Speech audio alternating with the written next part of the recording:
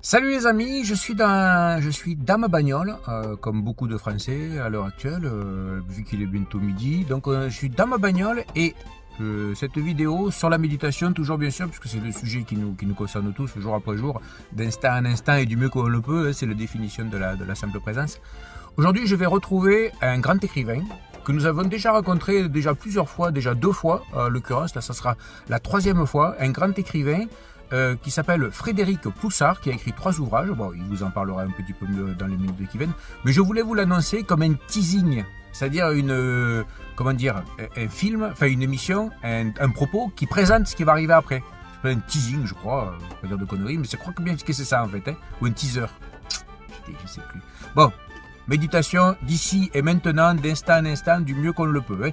Comme ça, après, on se prend pas la tête, on a l'esprit tranquille. Fred, à de suite.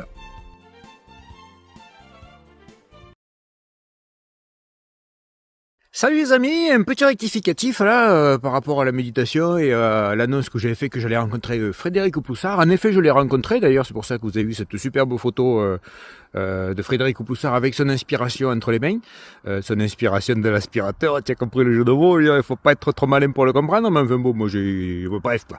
Donc, et pourquoi il n'y a pas eu cette vidéo, cette interview de Frédéric Poussard, c'est parce qu'on a carrément oublié quoi, on a carrément oublié de faire la vidéo, enfin c'est surtout moi qui ai oublié parce que lui il ne savait pas qu'on allait peut-être faire une vidéo, bien que ça fait quand même la 3e fois qu'on l'aurait fait.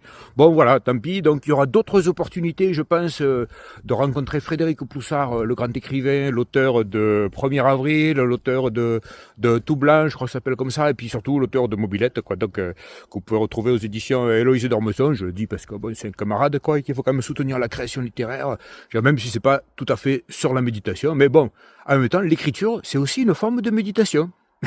À très bientôt les amis pour d'autres réalités méditatives sur l'existence de l'écriture de soi.